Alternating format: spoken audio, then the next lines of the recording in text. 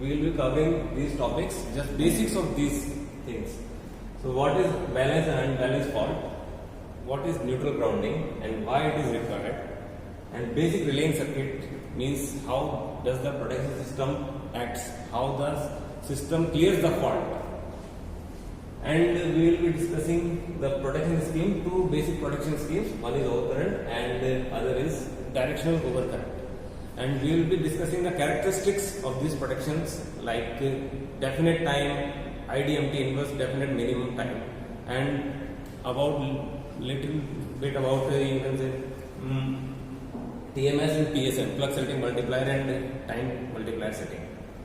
So we will start with balanced and unbalanced faults.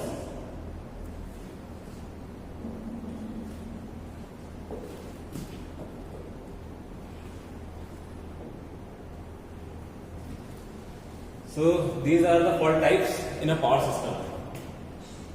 Power system can have open circuit fault and short circuit fault also. Open circuit means we have three phases in power system. If one of the phases, two of the phases, or all of the three phases opens, that means this is the open circuit fault. Other type of fault is short circuit fault.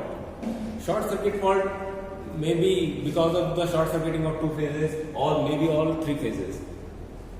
So as you can see, in open circuit fault there is one conductor open, it may be three conductor open, it may be three conductor open and two conductor open. And in short circuit fault there is two things, one is symmetrical fault and one is unsymmetrical fault. Symmetrical fault means, symmetrical fault वो fault होता है जिसमें अपने power system के जो system है वो symmetric रहता है फॉल्ट के बावजूद भी, कि जैसे अगर सिमेट्रिकल फॉल्ट की बात करें हम होता है three phase fault, short circuit fault, जिसमें मेरा सिस्टम बैलेंस रहता है, करंट्स बैलेंस रहते हैं, वो फॉल्ट होता है मेरा सिमेट्रिकल फॉल्ट. जैसे three phase short circuit fault और three phase to ground fault. फिर आता है अपना अनसिमेट्रिकल फॉल्ट.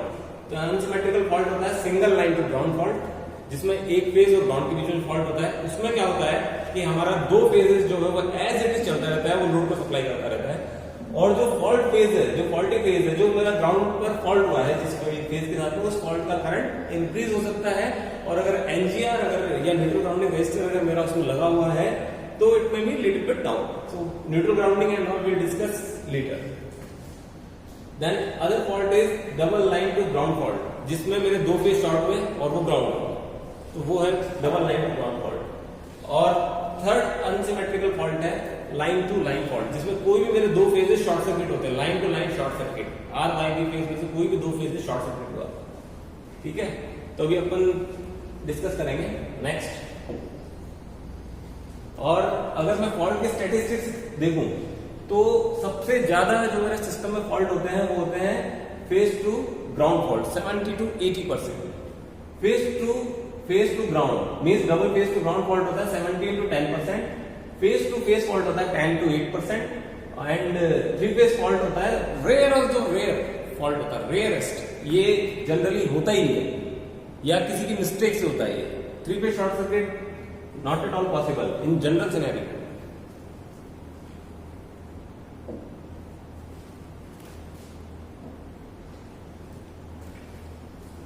तो ये है अपना बैलेंस और सिमेट्रिकल फॉल्ट. जैसा कि अपन ने अभी इंट्रो में बताया कि बैलेंस फॉल्ट दो ही तरह के होते हैं.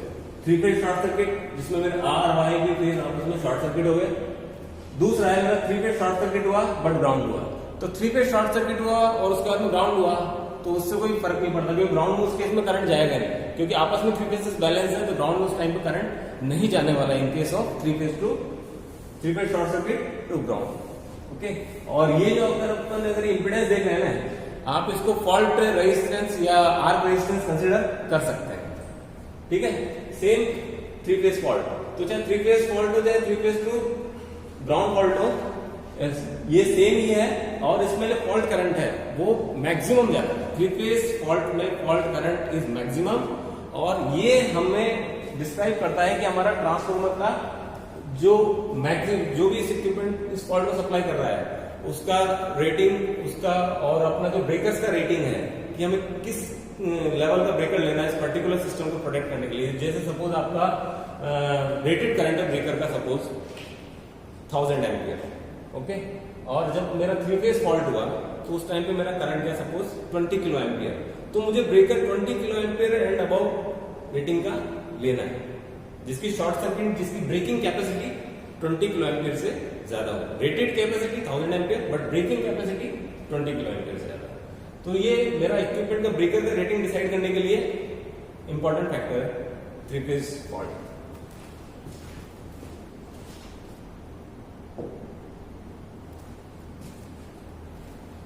नेक्स्ट है अनबैलेंस्ड और अनसिमेट्रिकल फॉल्ट्स। तो first fault is single phase to ground fault. Single phase to ground fault क्या होता है, जैसे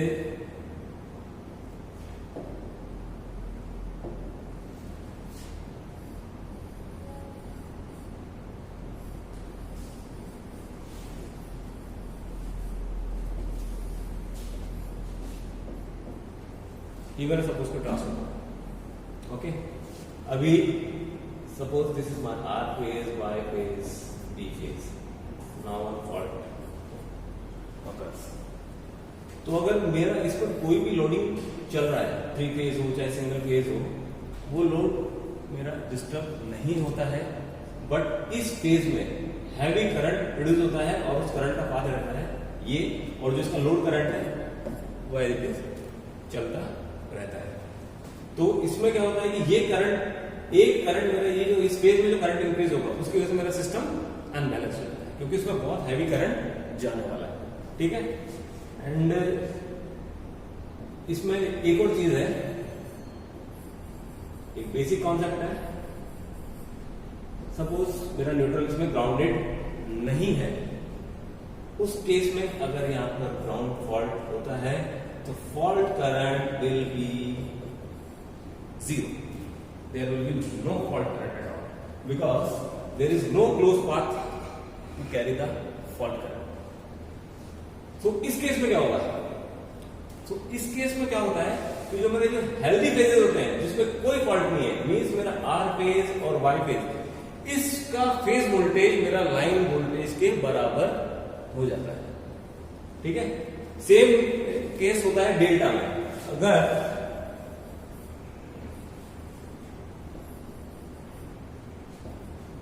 ये डेल्टा सिस्टम है, अगर इसमें ग्राउंड फॉल्ट होगा ना तो इसमें भी कोई करंट फ्लो नहीं होगा, फॉल्ट करंट विल बी 0।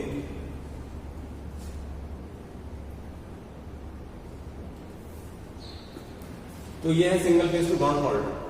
तो इसमें जो है the single phase to ground fault occurs when conductor falls to ground और कॉन्टैक्ट्स द न्यूट्रल कंडक्टर, दोनों केस में ग्राउंड फॉल्ट हो सकता है। This is also unbalance fault and the occurrence of this unbalance in the system, जो कि मैंने आपको बताया।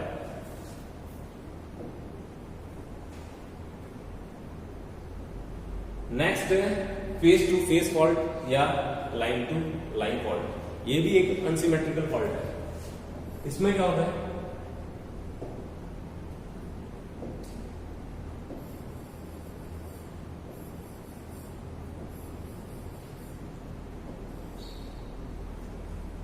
सपोज मेरा कोई भी 2 फेजेस शॉर्ट सर्किट हो गया, तो इन 2 फेजेस में शॉर्ट सर्किट करंट फ्लो होगा जो कि बहुत ही हाई होगा, और अगर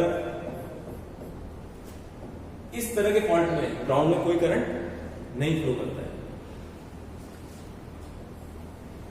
अगर मेरा 3 फेज बैलेंस लोड है तो, और अगर जैसे सपोज ये मेरा लोड है, ये स्टार और ये स्टार, तो इस केस में कोई भी ग्राउंड में करंट फ्लो नहीं होता है।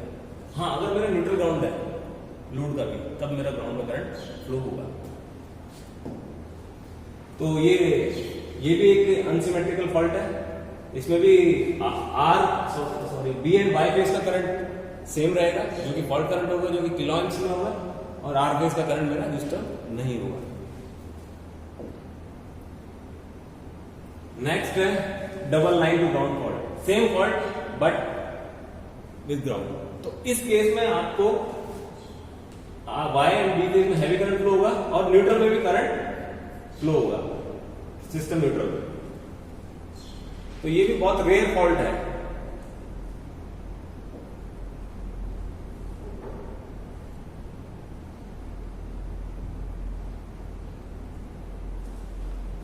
Next thing is neutral grounding. Neutral grounding होती क्या है और हमें क्यों न्यूट्रल ग्राउंडिंग का जरूरत होता है?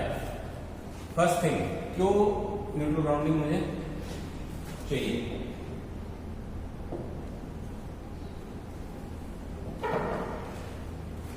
इसमें एक सर्किट अपन कंसिडर करेंगे।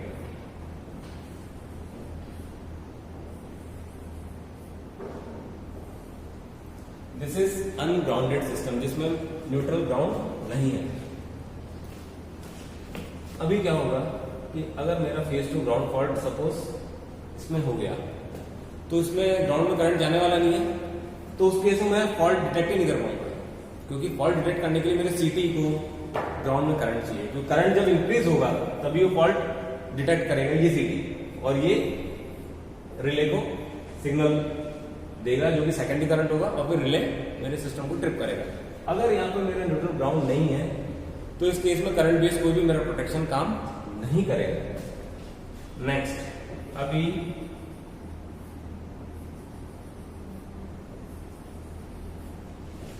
मैंने न्यूट्रल ग्राउंड किया,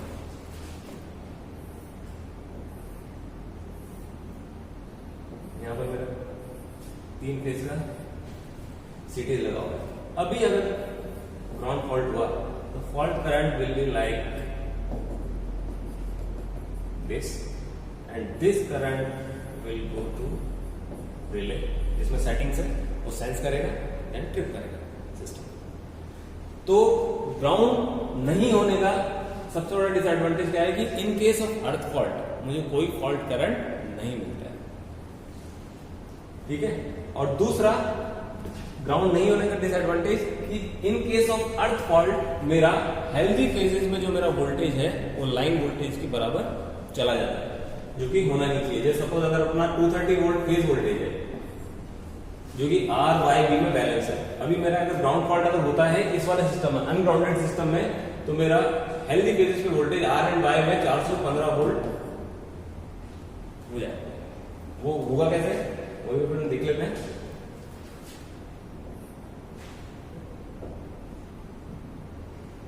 ठीक है, नेक्स्ट आइए।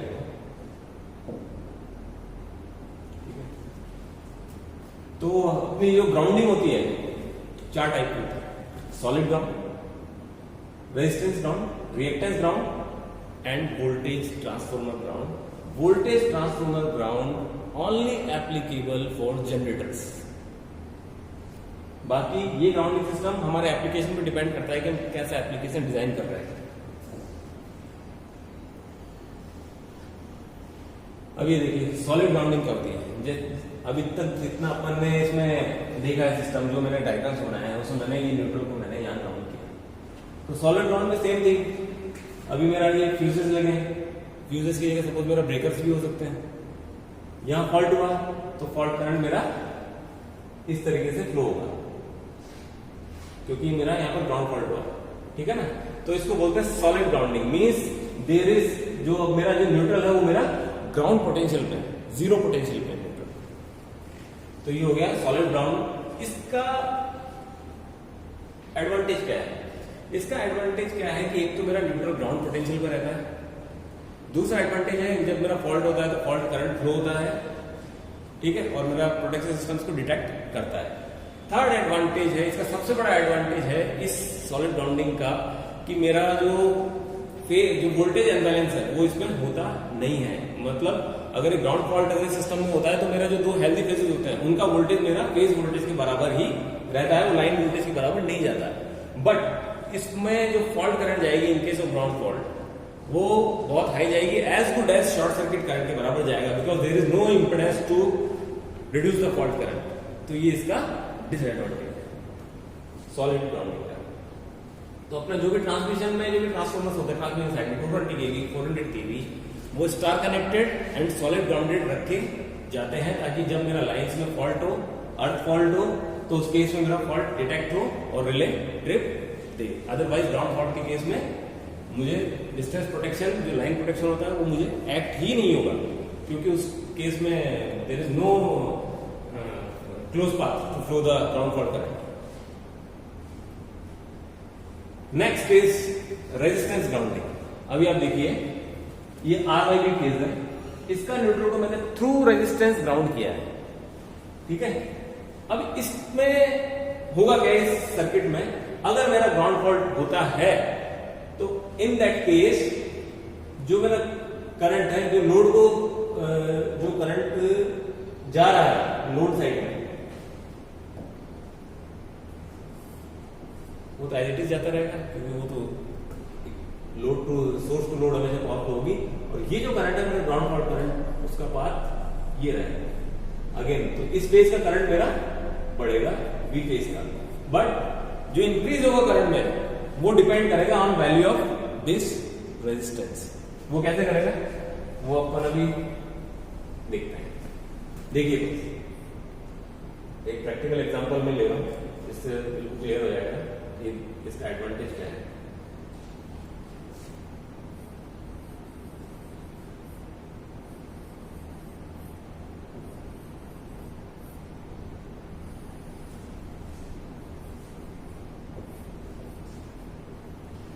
ये मेरा सिस्टम है, ये है मेरा सपोज 6.6 केवी का सिस्टम। इसमें फेज वोल्टेज रहेगा 6.6 केवी डिवाइडेड बाय √3, जो कि अराउंड अप्रोक्सीमेट कैलकुलेटर नहीं है, 4 केवी के आसपास रहेगा पर फेज वोल्टेज। इसका हर फेज में वोल्टेज इतना रहेगा। अभी ये मेरा ग्राउंड फॉल्ट यहां पर हो गया है, तो ये जो फॉल्ट करंट होगी ना, ये डिपेंड करेगी रेजिस्टेंस वैल्यू पे। सपोज ये मेरा रेजिस्टेंस है 13 ओम का,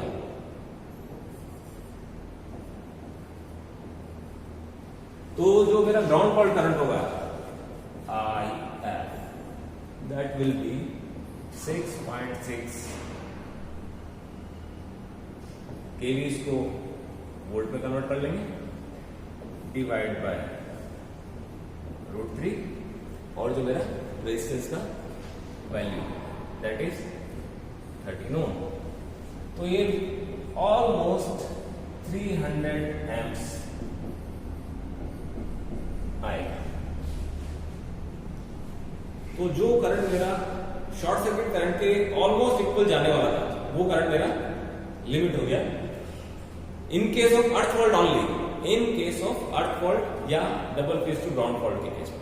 बाकी तो क्या है, बाकी तो अगर आपका फेस टू फेस फॉल्ट होगा, थ्री फेस फॉल्ट होगा, there will no neutral current, क्योंकि आपका फेस टू फेस में शॉर्ट सर्किट होकर करंट ग्राउंड में जाएगा नहीं, क्योंकि ग्राउंड में जाने के लिए करंट को ग्राउंड से एक पाथ चाहिए लाइक दिस। यहाँ पे ग्राउंड फॉल्ट हुआ, यहाँ पे ग्राउंड है, इस तरीके से। तो मेरा क्या हुआ, फॉल्ट करंट तो इसमें लिमिट हो गया है ना। और फॉल्ट करंट ये मैं डिसाइड करता हूँ कि फॉल्ट करंट मुझे कितना रखना है। अगर मुझे फॉल्ट करंट सपोज जैसे मेरा सेंसिटिविटी है कि मैं चाहता हूं कि 1000 एम्पियर है, तो मैं रेजिस्टेंस का वैल्यू कम कर दूंगा, ठीक है। मुझे चाहिए कि 100 एम्पियर ही रहे, तो मैं रेजिस्टेंस का वैल्यू इंक्रीज कर दूंगा। तो वो डिजाइन टाइम में ही डिसाइड हो जाता है कि आपको कितना फॉल्ट करंट आपको चाहिए सेंस करने के लिए, ठीक है। तो अब इसका डिसएडवांटेज क्या है, इसका फॉल्ट करंट तो लिमिट हो गया, बट इसका डिसएडवांटेज भी वही है जो कि अनग्राउंडेड सिस्टम का था। इसमें भी हेल्दी फेजेस में वोल्टेज मेरा लाइन वोल्टेज के बराबर चला जाता है, वो भी अपन देखेंगे कैसे जाता है।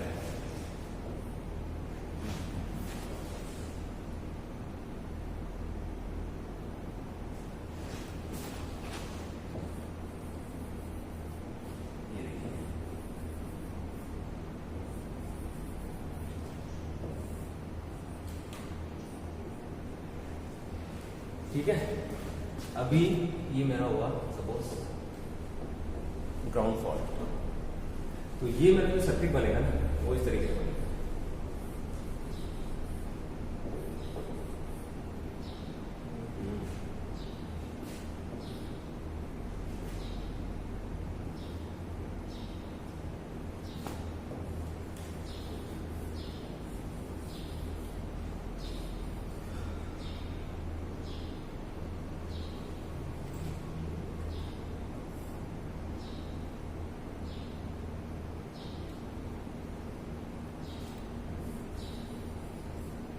सर्किट को मैं इस तरीके से ड्रॉ कर सकता हूँ।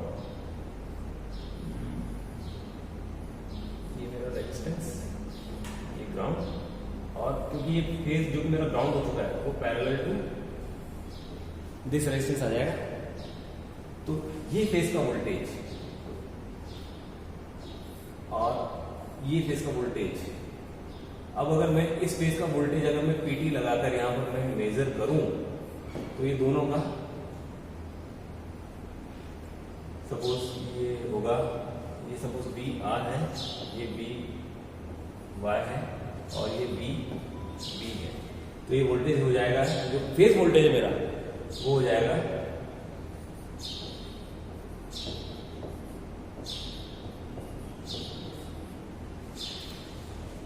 तो ये वोल्टेज दोनों अपोजिशन में, तो ये माइनस होके और इस पीटी का क्रॉस आ जाएगा ये वोल्टेज, क्योंकि ये पीटी भी मेरा ग्राउंड है, तो मेरा हेल्दी फेजेस का वोल्टेज मेरा लाइन वोल्टेज के बराबर चला जाएगा। और इक्वेशन किसकी होती है? लाइन वोल्टेज की। तो मेरा हेल्दी फेजेस का वोल्टेज मेरा लाइन वोल्टेज के बराबर चला जाएगा, क्योंकि मेरा क्या है कि यहाँ पर फेज जो है मेरा वो ग्राउंड नहीं हुआ है, वो रेजिस्टेंस के पैरेलल में आ गया, तो जितना वोल्टेज का उतना वोल्टेज रेजिस्टेंस का क्रॉस आ जाएगा, तो दोनों मेरा सबट्रैक्ट हो गए और हेल्दी फेज में मेरा जो वोल्टेज है वो लाइन वोल्टेज के बराबर आ जाएगा। ये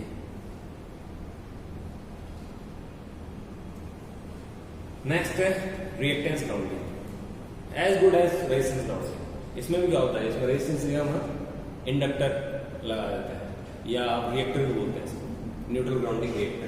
तो ये है reactance grounding, same advantage same disadvantage same चीज रहेगा, बस इसमें फर्क क्या है कि इसमें जो फॉल्ट करंट है वो रेजिस्टेंस ग्राउंडिंग से थोड़ा ज्यादा रहेगा और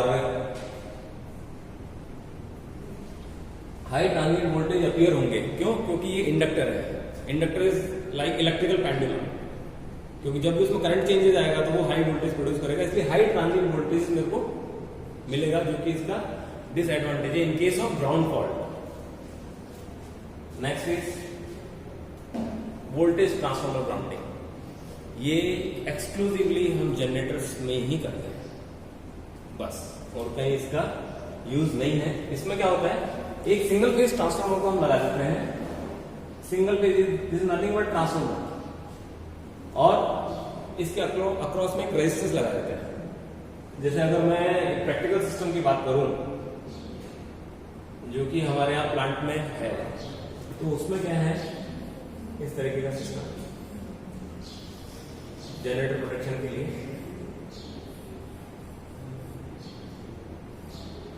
ये एक मेरा ट्रांसफार्मर है जिसको मैं बोलता हूं NGT, neutral grounding transformer. Simple एक सिंगल फेज का ट्रांसफार्मर है और एक इसमें लगा हुआ है रेजिस्टेंस।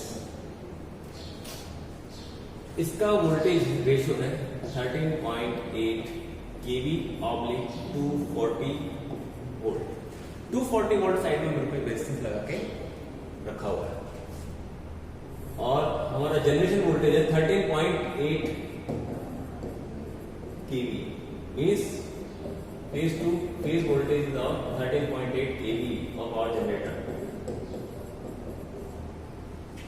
ठीक है, rated current 6645 amps, megawatt rating 135 MW। अभी ये इसका रेटेड करंट है। अभी सपोज अगर ये सॉलिड ग्राउंड होता तो fault current will be many times. Kilo amps में तो ऑलरेडी रेटेड मेरा करंट है, तो ये फॉल्ट करंट से 8 टाइम्स ज्यादा होता है, 40 kilo ampere 48 kilo ampere in case of earth fault, क्योंकि phase to phase 3 phase short circuit उस केस में आप फॉल्ट करंट को लिमिट नहीं कर सकते, but in case of earth fault आप कर सकते हो। तो अभी इसको, और ये रेजिस्टेंस का वैल्यू है 0.46 ओम।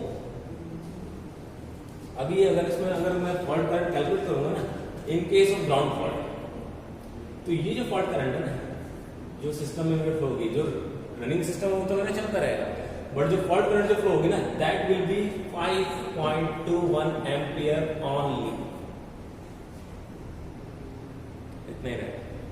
क्योंकि उस केस में क्या होगा, ये मेरा ट्रांसफार्मर का प्राइमरी साइड है, उस पर वोल्टेज अपीयर होगा मेरा in case of ground fault 13.8 kV by √3। इतना वोल्टेज मेरे को इस पे मिला। जब इतना वोल्टेज मुझे इस पे मिला तो ये मेरा ट्रांसफार्मर है 13.8 kV बाई रूट 3 का, सॉरी 13.8 kV ऑब्लिक 240 वोल्ट। तो इस साइड में मुझे वोल्टेज मिलेगा 240 बाई रूट 3, और जो मेरा रेजिस्टेंस वैल्यू है मैं इसको डिवाइड कर लूंगा। तो जितना करंट यहाँ जाएगा उतना करंट प्राइमरी में कम हो जाएगा। प्राइमरी में कम मीन्स मेरा जो मेन सर्किट करंट है, ग्राउंड फॉल्ट करंट है जनरेटर का, वो रहेगा मेरा 5 एम्पियर। अभी आप बोलोगे कि जब आप 5 एम्पियर ही इसमें करंट इसमें ग्राउंड फॉल्ट में जा रहा है तो मेरा रिले कैसे काम करेगा, क्योंकि 5 एम्पियर 6645 के सामने कुछ भी नहीं, नथिंग। तो जनरेटर अर्थ फॉल्ट के केस में हम करंट बेस प्रोटेक्शन नहीं रखते हैं। हम क्या करते हैं, सिंपली ये जो मेरा रेजिस्टेंस है ना, इसके अक्रॉस में वोल्टेज रिले लगा देते हैं कि जब मेरा यहाँ पर वोल्टेज कब अपीयर होगा, यहाँ पर जब मेरा ग्राउंड फॉल्ट होगा तभी मेरा वोल्टेज अपीयर होगा इस रेजिस्टेंस के अक्रॉस में। तो उस केस में यहाँ पर वोल्टेज आएगा, हमने रिले सेट किया हुआ है कि जब 240 का x% जो भी 5% तक आपको वोल्टेज मिले, then you have to trip the system. तो ये खाली एक्सक्लूसिवली जनरेटर सिस्टम्स में ही काम लिया जाता है।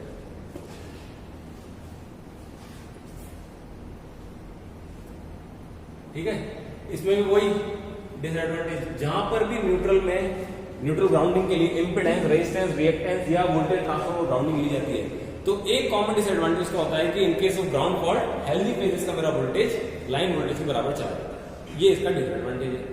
ठीक है, और fault current will be very very limited, वो मैं डिसाइड कर सकता हूं कि मुझे कितना रखना है, क्या मेरी एप्लीकेशन है। ठीक है, अभी अपन देखेंगे कि जैसा अपन बात कर रहे हैं कि ट्रिप क्या होता है, किस तरीके से एग्जीक्यूट होता है। तो एक मैं क्लासिकल एक सर्किट है, ये एक एनिमेशन है। अभी क्या है कि ये मेरा बस बार है, ये ब्रेकर है, ये सीटी है, ये ब्रेकर का ट्रिप कॉइल है, और ये ब्रेकर का सोर्स है जो कि ब्रेकर के ट्रिप कॉइल को ट्रिप करने के लिए जो पावर देगा। मैक्सिमम केसेस में, या जहां पर ट्रांसमिशन सिस्टम होते हैं, जब बड़े सिस्टम होते हैं, जब बहुत हाई फॉल्ट लेवल्स होते हैं, वहां पर ट्रिप सप्लाई या कंट्रोल सप्लाई ऑलवेज डीसी होता है। रीजन, एसी अगर फेल हो गया तो, क्योंकि एसी फेल हो सकता है, बट डीसी में हमारे पास क्या बैटरी बैकअप है, तो बैटरी से सिस्टम इसको ट्रिप दे देगा।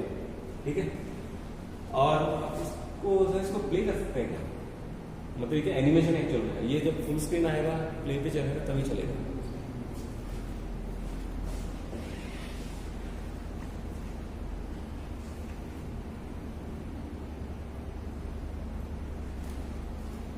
ये देखिए,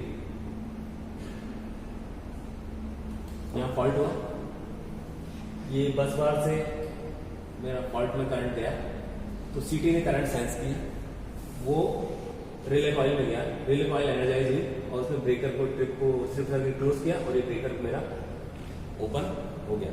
बट ये क्लासिकल सिस्टम है, आजकल ये सिस्टम काम नहीं लिया जाता है, क्योंकि इसमें क्या होता है, इस सीटी पर बहुत बर्डन होता है, क्योंकि इसको कॉइल पिकअप करंट इसको सप्लाई करता है। ये आजकल काम नहीं लिया जाता है, आजकल हम काम लेते हैं न्यूमेरिकल सिस्टम।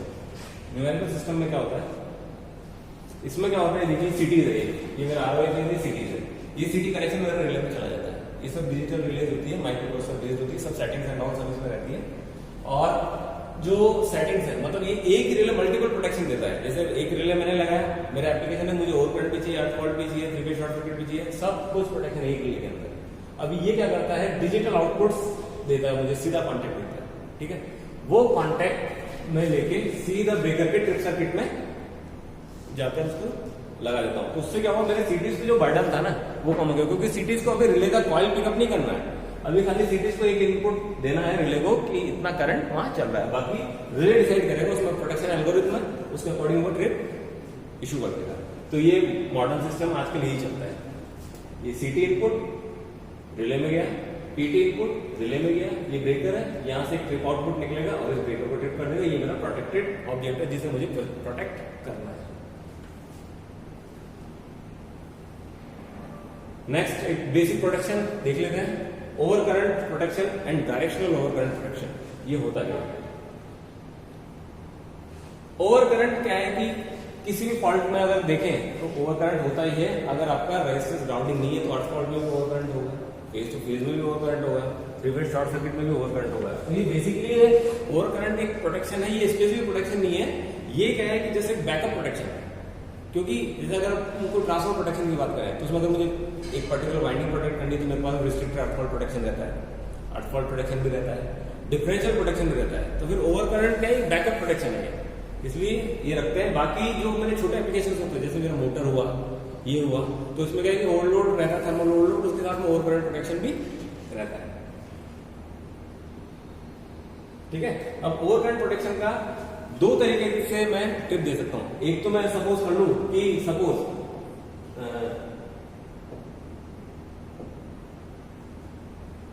कि जो मेरा करंट है सपोज 50 एम्पियर है, रेटेड करंट ऑफ इक्विपमेंट, ठीक है, मैं चाहता हूं 60 एम्पियर पर ये ट्रिप हो जाए, तो मैं रिले सेटिंग कर दूंगा 120%, राइट। अब इसमें मैंने सपोज ट्रिप डिले दे दिया सपोज 0.4 सेकेंड, तो ये क्या करेगा कि 120 एम्पियर से ऊपर जैसे मेरा करंट इंक्रीज होगा तो 0.4 सेकेंड के बाद में ये ट्रिप मुझे इशू कर देगा। बट इसमें क्या होता है कि 120% के ऊपर आपका 1000% भी हो सकता है करंट को, और आपको हो सकता है कि 125% भी हो। तो उस केस में क्या होता है, जब मेरा करंट बहुत हाई करूंगा, मैं इतना वेट करूंगा ट्रिप होने के लिए, तो मेरा सिस्टम या इक्विपमेंट मेरा डैमेज हो सकता है। तो ये क्या है, इसको बोलते हैं डेफिनेट टाइम कैरेक्टरिस्टिक, कि मैंने एक पर्टिकुलर टाइम डिसाइड कर दिया कि 120% से ऊपर मेरा करंट इंक्रीज हो और उसके बाद में मैं 0.4 सेकंड में मैं सिस्टम को ट्रिप करूं, ये हो गया मेरा डेफिनेट टाइम। दूसरा होता है मेरा इनवर्स डेफिनेट टाइम, जिसको अपन IDMT भी बोलते हैं। इसमें क्या होता है कि इनवर्स कैरेक्टरिस्टिक होता है, ये अपन देखेंगे। ये एक सिंपल एक ओवर करंट रिले है, नॉन डायरेक्शनल। इसमें क्या होगा, फॉल्ट करंट चाहे यहां से यहां पर आए या इस डायरेक्शन से इस डायरेक्शन में आए, ये करंट रिले मुझे ट्रिप देगा। तो ये हो गया मेरा basic non directional over current relay, ठीक है। ये है मेरा डायरेक्शनल ओवर करंट। अभी एक चीज है कि एसी में तो करंट का कोई डायरेक्शन होता ही नहीं है, देयर इज नो डायरेक्शन, क्योंकि एसी तो अल्टरनेट चलता है, एसी करंट तो ऐसे चल रहा है, तो there is no direction, positive भी जाएगा नेगेटिव भी जाएगा, इस तरह से चलता रहेगा। तो फिर ये डायरेक्शनल ओवर करंट किसका डायरेक्शन दिखाता है, तो ये दिखाता है डायरेक्शन ऑफ पावर फ्लो। कि सपोज ये मेरा एक सिस्टम है, यहां पर मेरा PT एंड CT लगा हुआ है, ये मेरा रिले है, मेरा ये सिस्टम है। अभी सपोज मैं चाहता हूं कि जब मैं फॉल्ट हो और पावर इस डायरेक्शन में फ्लो, तभी मुझे ट्रिप करना है, और इस डायरेक्शन में जब फॉल्ट हो तो मुझे ट्रिप नहीं करना है। ये अगर मेरा एम है, तो आप इससे देखेंगे इस डायग्राम से कि इस फॉल्ट में सपोज F1 में मेरा फॉल्ट हुआ यहाँ पर, तो इसमें क्या पावर फ्लो मेरा इस डायरेक्शन से इस डायरेक्शन को होगा, तो मेरा वेक्टर डायग्राम ये रहेगा, ठीक है। तो अब मैंने रिले को सेट कर दिया कि forward direction 120% of the fault current आपको ट्रिप होना है, तो ये इस केस में ट्रिप कर देगा। अभी सपोज फॉल्ट हो गया मेरा बैक साइड में, तो मेरा इस सिस्टम से पावर फ्लो आएगा, तो उस केस में क्या है कि जो मेरा करंट का वेक्टर है वो एग्जैक्टली 180 अपोजिट हो जाएगा। तो अगर मेरा रिले रिवर्स डायरेक्शन के लिए सेट नहीं है तो वो इस पर ट्रिप नहीं देगा, फिर उसमें जो इसके लिए डेडिकेटेड ओवर प्रोटेक्शन से वो ट्रिप देंगे, तो ये होगा अपना डायरेक्शनल ओवर करंट प्रोटेक्शन। तो इसमें क्या होता है, डायरेक्शन देखी जाती है, करंट की डायरेक्शन नहीं होती है, वो पावर फ्लो की डायरेक्शन रहती है। अभी है नेक्स्ट जो अपन डिस्कस कर रहे थे ना, IDMT कैरेक्टरिस्टिक क्या होता है।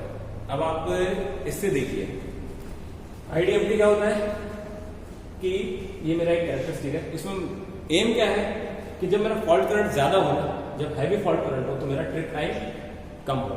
अभी जैसे सपोज मेरा फॉल्ट करंट है 1.2 यानी 120%, तो मेरा ट्रिप टाइम सपोज 90 सेकेंड। उसके बाद मेरा फॉल्ट करंट हो गया 200% यानी 2 टाइम्स, तो ट्रिप टाइम मेरा 5 सेकेंड। और ज्यादा fault current 3 times, trip time reduce, ठीक है। ये जस्ट एक ओवर करंट के लिए तो मैंने इस तरीके से बनाया है एक्सेल में।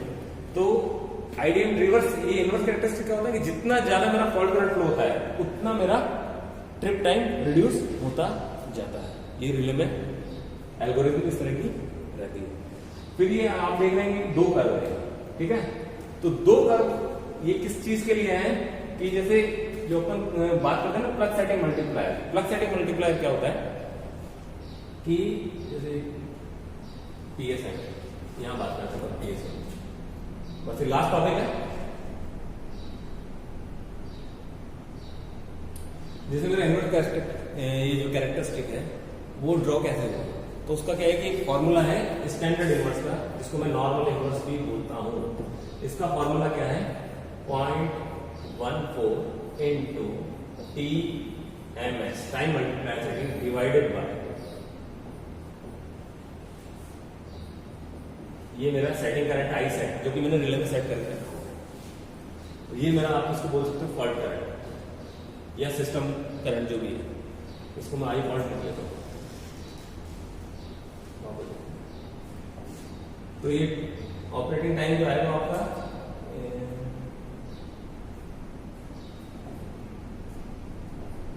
Operating time of relay inverse characteristic में, नॉर्मल इनवर्स में ये आपका रहेगा सेकंड्स में रहेगा, वो अपन चेंज कर सकते हैं।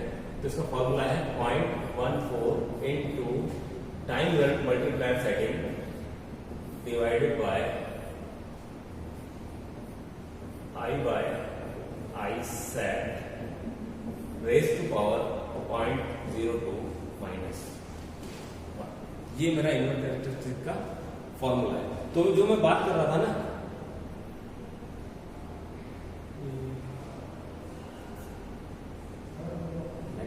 ठीक है, तो इस तरीके के इससे अपन देख रहे थे, ये कैरेक्टरिस्टिक है। यहां पर मेरा मैंने दिया था PSM या I बाई आई सेट, तो ये मेरा एक्सिस है I बाई आई सेट का, ठीक है। और ये मेरा है ऑपरेटिंग टाइम।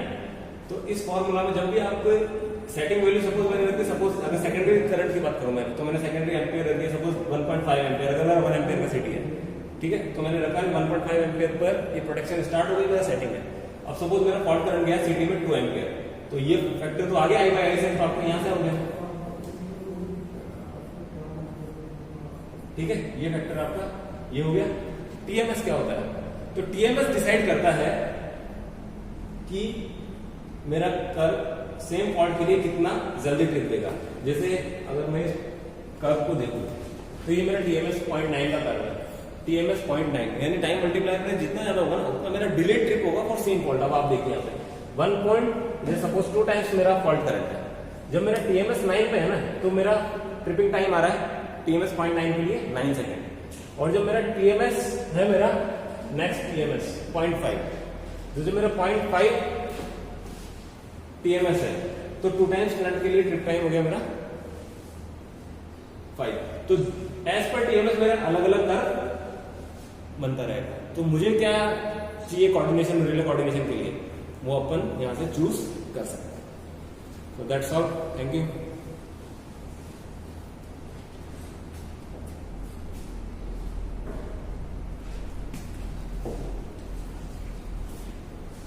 ठीक है।